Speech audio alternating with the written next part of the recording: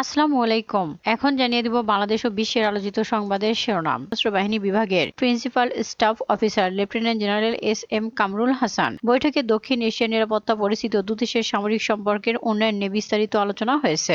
এদিকে ইসরায়েলের হামলায় গাজা নিহতের সংখ্যা বেড়ে 46,600। কাতারের যুদ্ধবিরতি চুক্তির আলোচনা চলাকালেও ফিলিস্তিনের অবরুদ্ধ গাজা উপত্যকায় ইসরায়েলের বিমান হামলা চলমান রয়েছে। এতে 19 জন ফিলিস্তিনি নিহত হয়েছে। 2023 সালে অক্টোবরে শুরু হওয়া হামলায় নিহতের সংখ্যা 46,600 পৌঁছেছে। আহত হয়েছে প্রায় কয়েক লক্ষ ফিলিস্তিনি। এদিকে যুদ্ধবিরতির চূড়ান্ত খসড়া হাতে পেয়েছে গাজা ও ইসরায়েল। কাতারে ফিলিস্তিনের অবরুদ্ধ গাজা উপত্যকায় সংঘাতের মধ্যে যুদ্ধবিরতি চুক্তি নিয়ে একটি চূড়ান্ত খসড়া প্রস্তুত করেছে মধ্যস্থতাকারীরা। এই খসড়াটি ইসরায়েল ও ফিলিস্তিনের স্বাধীনতাকামী সংগঠন হামাস উভয়ের প্রতিনিধিদের হাতে দেওয়া হয়েছে। যুদ্ধবিরতি আলোচনায় যুক্তরাষ্ট্রের দুই প্রশাসনের প্রতিনিধিরা উপস্থিত ছিলেন। বর্তমান প্রেসিডেন্ট জো বাইডেন ও আগামী 20 জানুয়ারি ক্ষমতায় আসতে যাওয়া ডোনাল্ড ট্রাম্পের প্রতিনিধিও ছিল। এছাড়া আলোচনায় অংশ নিয়েছে ইসরায়েলের গোয়েন্দা সংস্থা মোসাদ ও শিন বেতের প্রধান।